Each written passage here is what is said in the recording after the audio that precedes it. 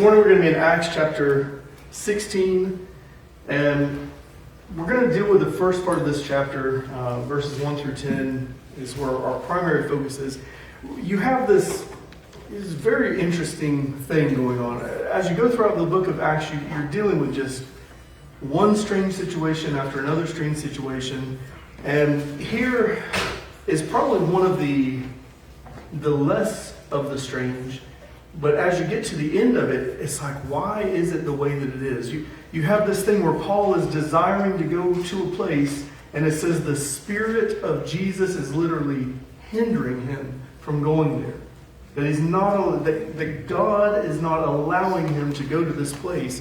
And so that as they make a decision and they're trying to figure it out, it says he has this vision of a man like, come to Macedonia and help us. Can you imagine?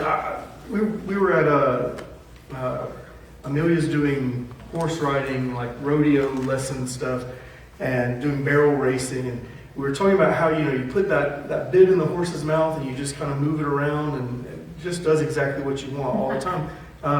And we're talking with some of the instructors and different people there, and I was like, man, that would be awesome if God would just do that.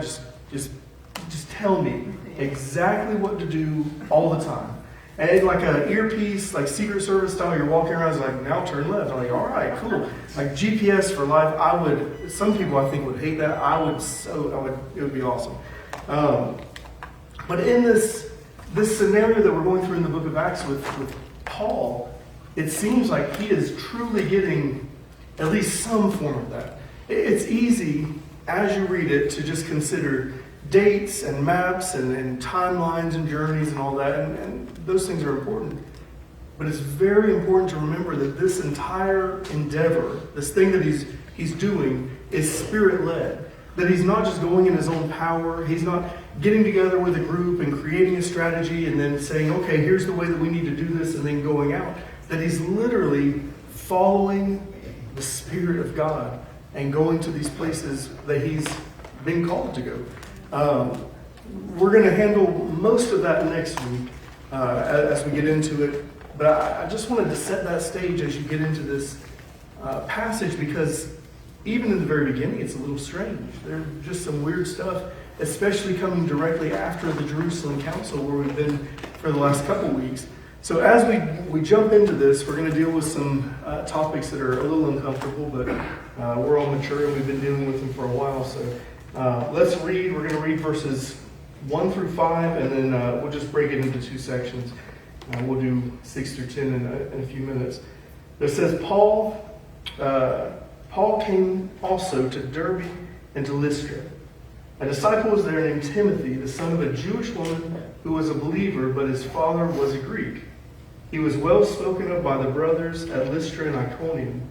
Paul wanted Timothy to accompany him, and he took him and circumcised him because of the Jews who were in those places, for they all knew that his father was a Greek. As they went on their way through the cities, they delivered to them for observance the decisions that had been reached by the apostles and the elders who were in Jerusalem. So the churches were strengthened in the faith, and they increased in numbers daily. Okay, so what was the main thing? So Paul is going to these places. He's got Timothy now going with him. And what is the first thing that it says that he's doing is that he's proclaiming the decisions that were made at the Jerusalem Council, right?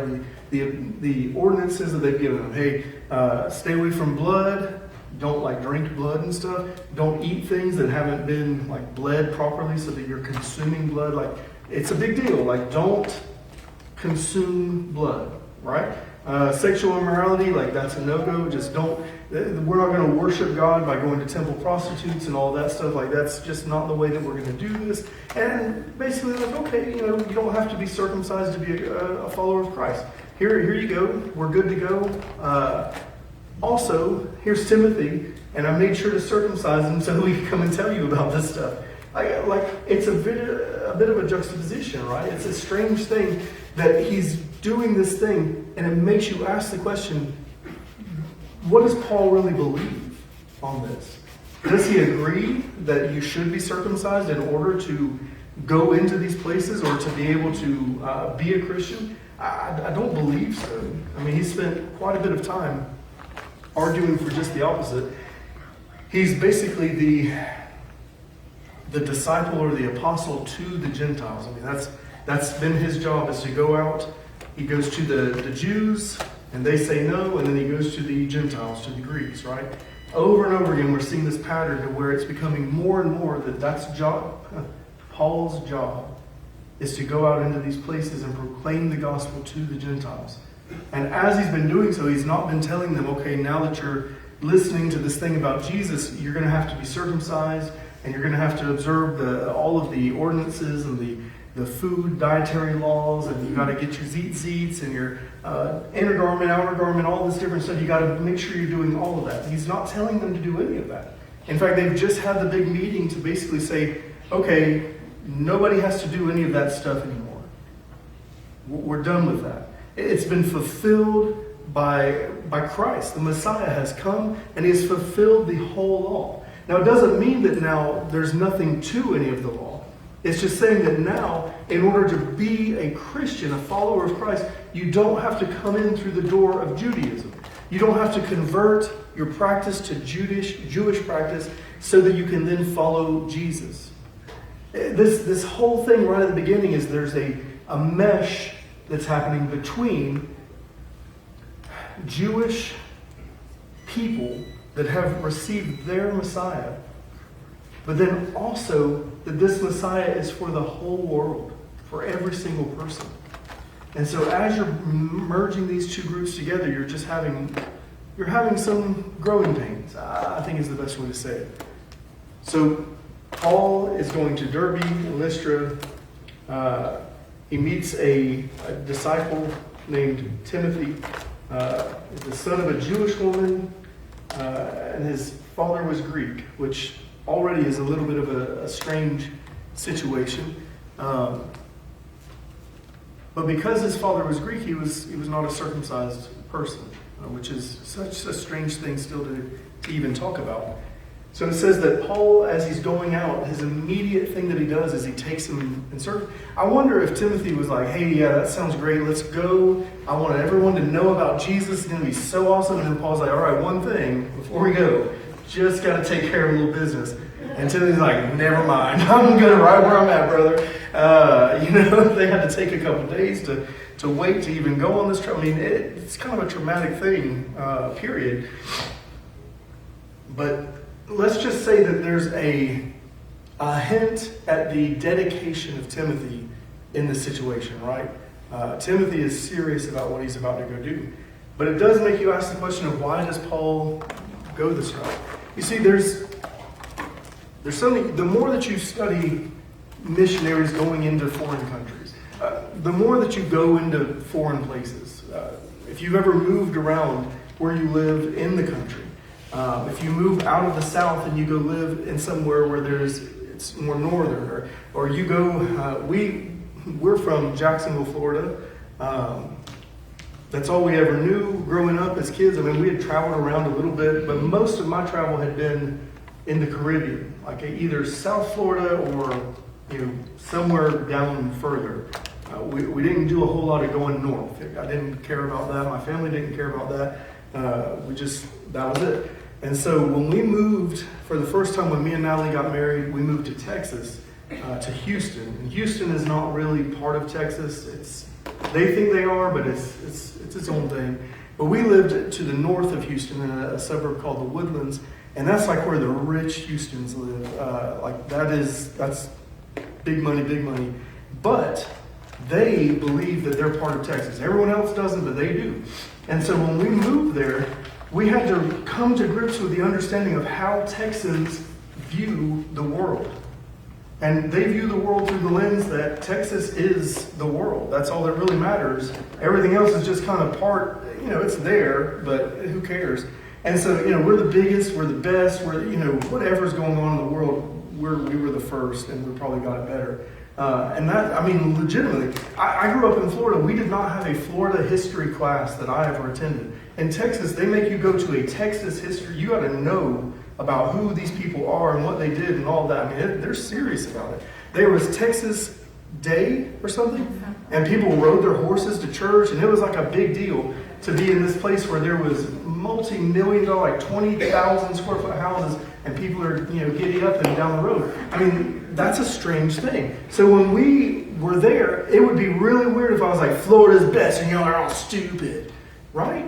Like, how many inroads would I be able to have with anybody if I'm just like, y'all are all dumb? Like, Florida is obviously the best state that's ever. You know how God, like we talk about the Fertile Crescent, like that's Florida. That's where everything started. It's the amazing part of the world, and you're all dumb.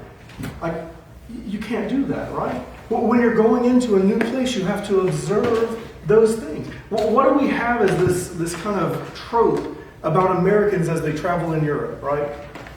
It's like, I don't speak your language, so you know what I'm going to do instead of speaking your language? I'm going to speak my language, but I'm going to do it louder. If I say English at like 150 decibels, it becomes universal, right? I'm just going to yell what I want, even if you don't understand it, right? You can't do that. And we all understand that. We know it. We know how this thing works culturally, that when we go into a new place, there are cultural observances that we're going to have to be a part of. I was reading one of my favorite books is a book called Peace Child. It's a man, Don Richardson is the author. It's a really weird book about a missionary going into the headhunter tribes not Indonesia. It is Indonesia. Or Papua New Guinea. Papua New Guinea. And having to learn like the way that they think about everything. They were kind of weirded out, like the people of Papua New Guinea did not like for the white people to go into the river because they said that your skin grease, which is such a weird thing to even care about or know about or be worried about, like your white people's skin grease should not get in our river. I guess it makes it unclean and it's not right. Wouldn't it be weird if he's like, I don't care, let them do what I want? No, you go into places understanding that you are the outsider, that you're bringing something new into this place. There's a strategic situation that you're going to have to think through. So when Paul is doing this, he's not just going to say, everyone is stupid now, everything that you've ever done is dumb. We're just coming in, we're kicking down all the doors, and you better just be ready for it. He's coming in a way displaying peace. You have to be able to start the conversation before you can have the conversation, right? You can't come in and be like, we are enemies and I hate you, but also it'd be really cool if you'd listen to me and do what I say.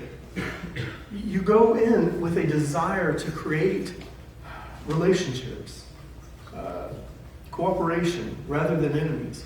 And so when Paul is going into these places, he doesn't want to have Timothy be like, hey, here's this, as they would see it, and let's just say it the way they would say it. Here's this mixed breed dude that I'm bringing in here with me to teach you Jewish people about stuff. That would be a hard sell for most of the people that were of the Jewish world at that time. They would not hear it. But if Paul, a Pharisee, circumcised, knows all the stuff, and he's got Timothy that's with him, he's also circumcised. His mother's a Jew, like he's in. That's how it passes down through the mother. And so we're all good, we're all together. And now we want to share with you what we've learned and what we're following and who this is. That's a different situation. There's a strategy about how you go into situations. There's a strategy about how you have conversations with people in general about Jesus. You don't just go in and punch him with the face with, you better turn or burn, bub. You go in and you figure out how to have that conversation. Paul talks about it quite a bit in the book of 1 Corinthians chapter 9, verses 19 through 23. He says, For though I am free from all, I have made myself a servant to all, that I might win more of them. To the Jews I became as a Jew in order to win the Jews. To those under the law I became as one under the law, though not being myself under the law. I put that in parentheses so you know. That I might win those under the law. To those outside the law I became as one outside the law. And he says again, not being outside the law of God, but under the law of Christ, that I might win those outside the law. To the weak I became weak, that I might win the weak. I have become all things to all people, that by all means I might save some. I do it all for the sake of the gospel, that I may share with them in his blessings. Paul says, I don't care about what I like. I don't care about my background. I don't care about how good I think it is to be from this place or that place or have these things. I'm going out there and I'm going to be all things to all people. If you're northern, I'm going to hang out with you like a northern person. We're going to say, hey, bud, you betcha. And we're going to drink pop. And I don't know what, we're not going to season our food. But we're going to do those things, right? And if I'm going to Africa, man, that's why my Hudson's name is Hudson. My favorite missionary was Hudson Taylor. He's dead now, but he was part of the China Inland Mission, and he went to China, and instead of coming out there and be like, all right, here's how you come to Jesus, is you stop being Chinese, right? You stop all this nonsense with your hair, and you stop all this nonsense with the way that you dress, and you stop all this nonsense with all of your cultural understandings about everything, and you just become like a white dude from England. That's how you become a Jesus follower. That's not what he did. He wore a top knot and wore the robes and went around like a Chinese person, which was super weird when you think about it, so that he could have a way to reach them. The point is that we don't go into this world with our own preconceived ideas of how it is that everybody should be. That we go into this world trying to get anybody in by any means that we can. We're trying to share the gospel. Paul is saying, I didn't lay aside the law. He said, I'm saying that I'm under the law of Christ now. He's saying, I went out there and I tried to reach him by whatever means I had to. I circumcised Timothy because I knew we were going to be hanging out with Jewish people. Right? He knew that. When he was around people that were weak, he would talk about his own weaknesses. And Paul did talk about his own weaknesses. When he was around people that were outside of the law, he's outside of the law with them. He wants to go into this world not as Paul the apostle, that these are the things that I care about, but as Paul the apostle that wants you to be part of this thing too. He's laying aside his preferences, his background, his culture, because ultimately our culture is no longer this. Our culture is that of Christ. We're not bound together by Southernness or Americanness or Florida-ness or Alabama-ness or, whatever. We're bound together under the name of Jesus Christ, period. That's what Paul is displaying here throughout this portion of Scripture, but also in 1 Corinthians here. Paul is performing this act in order not to offend those that he would be preaching the gospel to. It's a strategic decision in order to be able to have an audience with more people. Paul is showing us and Timothy what we must be willing to do to reach the lost. We are called to make ourselves all things to all people, at least as much as it depends on us. It's about making inroads rather than enemies. It would be really easy for Paul just to go into these places and say, what did Jesus tell him? Right there at the beginning, you go, and if you find a place of peace, you go in with them and you proclaim. And if you don't, you shake the dust off your shoes and you keep on going to the next place, right? With Paul, this is different now. He's saying go in and go to everybody. Do whatever you can. Be whatever you have to be in order to be with these people. Not to the point of partaking in the same sin, but whatever else it takes. Hang out with them. They're eating stuff you don't like. Take a bite. I've had to eat some weird stuff on different places. Sometimes just at different people's houses that you go to, you're like, I don't really like this. But I'll take a bite. We'll eat it. We were in Trinidad, and they were eating curry, everything for the 15th time. But they had, it's called bus-up shot. It's like a roti bread that it bubbles up, and you pop it. And then that's what you use to scoop all the food up with. And I was like, I don't like any of this stuff, but that bread is amazing. So I ate probably 5 pounds of bubble bread all night. And then we had a discussion about bidets, and that was weird. But that's how we go in this world. We don't stubbornly say, you better conform to the way that I see the world. You say, this is who I am, this is who you are. I don't care. All I want you to know is who Christ is. That's the point. in verse 6 and following, it says, "And they went through the region, Phrygia and Galatia, having been forbidden by the Holy Spirit to speak the word in Asia." What a weird verse. It says, "And when they had come up to Mysia," sorry, I'm going to say it wrong, "they attempted to go into Bithynia, but the Spirit of Jesus did not allow them. So passing by Mysia, they went down to Troas, and a vision appeared to Paul in the night. A man of Macedonia was standing there, urging him, saying, 'Come over to Macedonia and help us.' And when Paul had seen the vision, immediately we sought to go on to Macedonia, concluding that God had called us to preach the gospel to them."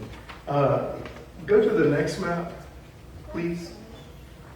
Okay, so this map is a little bit harder to see, but you can kind of tell. If you're far away, I'm sorry, but down there at the very bottom on the right, where the number 22 is, there's a red cross. That's Jerusalem. So go back up to that next, the first map actually. So this was Paul's first missionary journey, right?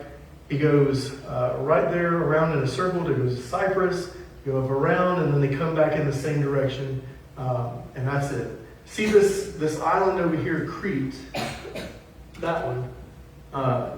Use that as a landmark so that when you go to the next map, you can kind of get a better picture of where things are. Go on to the next one, bud. Okay, so you see where Crete is here. It's down here in the middle, right above where it says Mediterranean Sea. The first time they went out, they just went around in that little circle right there through Cyprus and then back around. This time, they're going all the way over to Macedonia. You see where it says Asia there? That's where he says don't go. So when you look at the map and you watch where they're going, there's almost this circle around Asia because they go everywhere except there. It's very strange. But they go instead to Macedonia. Macedonia is part of the empire where Philip I, Alexander the Great came from. That was like their territory. That was the Philip of Macedon, right? And so that's where all of that was. What you're seeing here is not just simply, okay, they're going to new places. They're going into a new region completely. They're going into Europe. These are the first times that you're seeing the gospel going into Europe. That there are now going to be European converts. That's a strange thing. So they get to there and they meet a woman named Lydia, and she becomes a follower of Christ, and she kind of sets them up with everybody else. But before we get to all of that stuff, just kind of picture in your mind that you're sitting and you've got the map out, you're Paul, and you're in wherever you're at this point. And you're looking and you've got Timothy and maybe some other dudes, and you're all kind of sitting there strategizing. Okay, here's where we are. We've got some inroads. If we just go right over here to Asia, like this thing's going to blow up in this area. We already know it. We see it. We already know some people. We've got it all ready to go. Let's just go right over there. There's some things in ministry and in life that seem right, that seem good. They seem like they're the thing to do at the moment. And it is incredible that God, through the Holy Spirit, literally says no. It says he forbids them from going there. Now, I don't know exactly why. There's no reasoning that's ever given, later on, or, okay, here's the reason that all came about. I don't know. It just seems like maybe the timing wasn't right.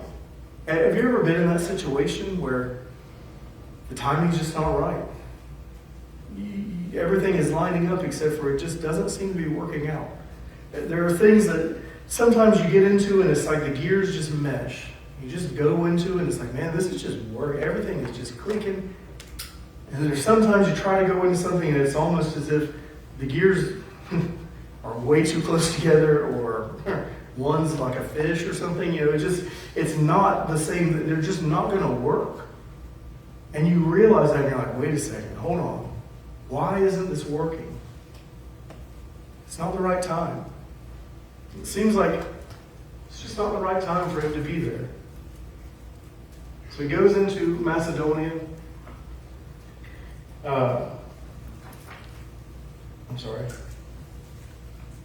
And we see really incredible fruit that comes out of this ministry in Macedonia. But we'll look at that a little bit later. I want to talk about this timing aspect. It's tempting just to look at all the plots on this map and just go dot by dot by dot and say, okay, here's where we're going. Go back to the first map real quick. It's amazing to look and see this little circle. This is the beginning. Go to the other one. And now this one, we have this gigantic big circle. Number one, imagine doing that by foot and on some boats with oars. No trains, no airplanes. I mean, maybe they had a donkey or something, but I mean, that's a long way. I don't even like walking over to the church if I don't have to. I'm gonna drive my car. But as you look at that, I mean, that's a long way for them to go in all these places. And that's what we were talking about a little bit last week about how the difference in personality between Paul and, the name's just going on my head. Who did they break up with last week? John Mark. Barnabas, thank you. That Barnabas, he goes back and he's right there at Cyprus. He kind of does a circle around that island. His point in life was to disciple John Mark, to bring up this next generation and to care for him and to bring the gospel into these places and strengthen it, but also specifically focusing on this young man. Where Paul's whole drive is onward, further, more. That's a pretty incredible thing to look at and see. And it's interesting to plot out all those points and look at it, and even to go through those cities and do some historical background and look at what they were like and what they were doing and how they worked. But the biggest thing to look at is to understand that this journey is being led by the Spirit. Every single step that's going, they're being led by the Spirit in the direction that they should go. They're even being kept from going certain places that might have even made strategic sense in that moment. They're being pushed in a different direction. You see, this whole thing that we're reading, the book of Acts, the beginning of the church, it's all just, it's completely saturated with the Spirit of God leading people and showing them how to do this and where to go. And there's nothing that's changed about who we are today. We're still led by the Spirit. We're still in the same situation. The Holy Spirit that was moving Paul and Timothy and Barnabas and John Mark and all of these people into these places is the one that lives within us, that guides and directs us. Oftentimes, I think we're just so busy and so distracted, and we've got so many things going on that we just forget that this is our job. Our job is not to get to the end of this life and look back and be like, look at how much time I spent, traveling, for my own personal vacation stuff, or look how much money I stacked up, or look how many people, all these accolades of how just good I was at my job or my life, or how attractive I was. Or now, I just saw a thing. It said the woman went in and got Botox, and she asked the doctor, "Okay, do I look younger?" And he goes, "No, you just look like everybody else your age that's all gotten Botox." We know that this is a serious understanding of how we live in this world.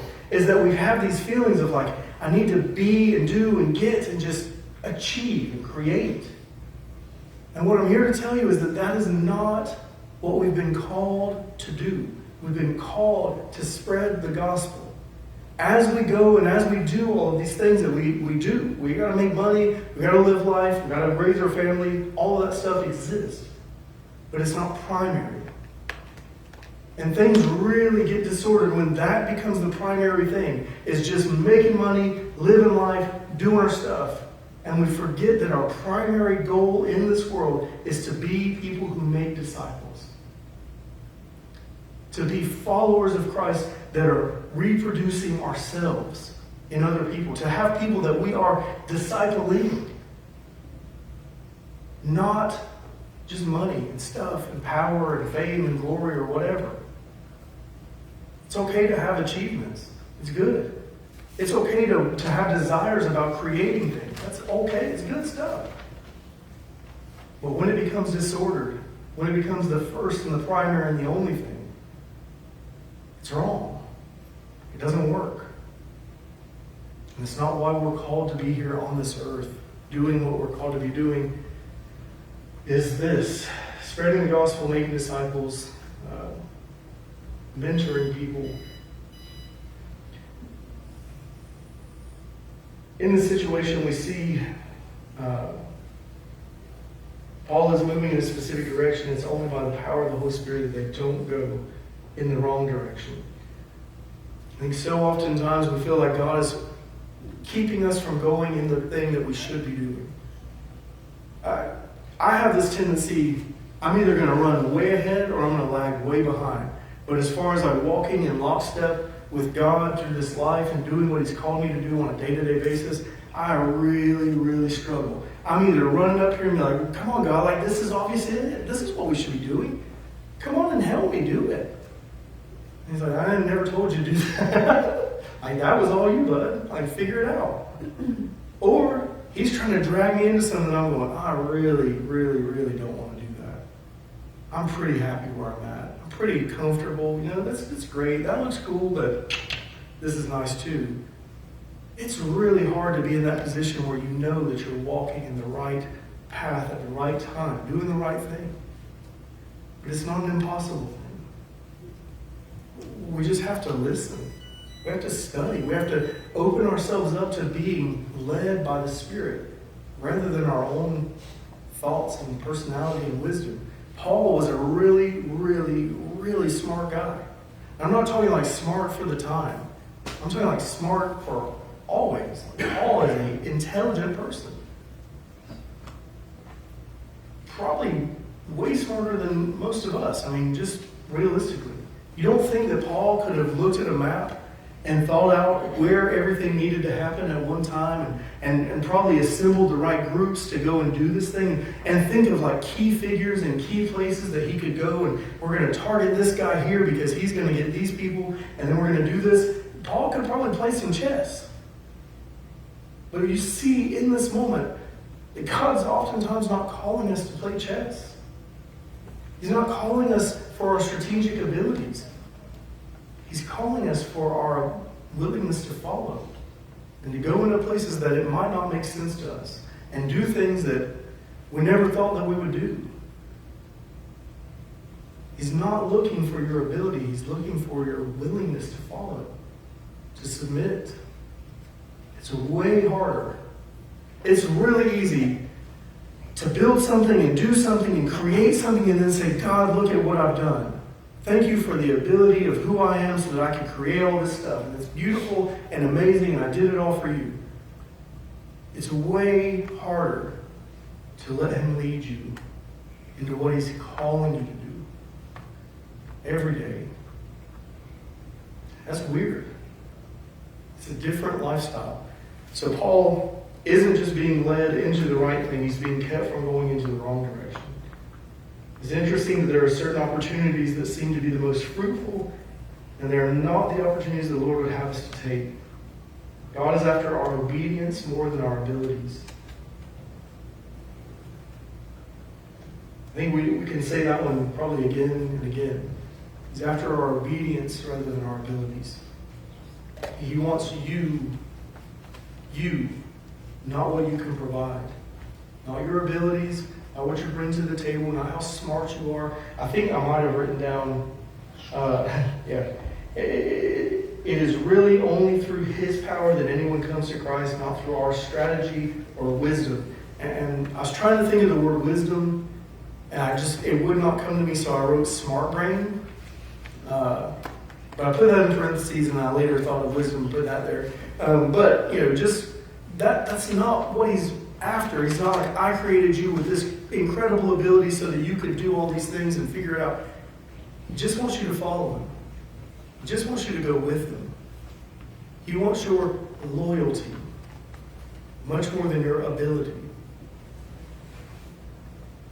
In this situation, God literally gives Paul a vision of someone saying, where to come and help.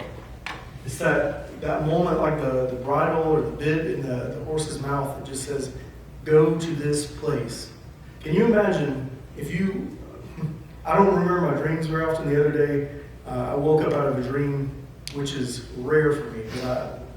I only dream like late into the morning, and I was sleeping a little bit later than usual. And I woke up and I said, Natalie, I was dreaming about balloons. And that's all I remember. It was just like there were balloons just in front of me. And I remember in the dream thinking, like, these are balloons. And that was jelly beans, not balloons, jelly beans. I don't remember very good. I was like, it was just jelly beans in front of me. I don't remember eating them, or it was like they were right here and they were just like, woo, jelly beans. That was it. So weird.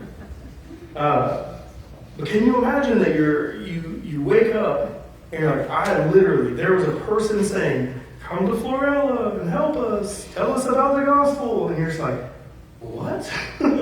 How many of you would get up and go to Florella that day? Well, what if you had to call into work to go do something like that? Would that be crazy? It seems crazy. But what if God is literally calling you to do things, and we're so distracted by the things that we just feel like are normal and we have to do, that we're unwilling to follow Him because it would get in the way of our normal life? What if we're missing out on the things that God literally wants to use us to do?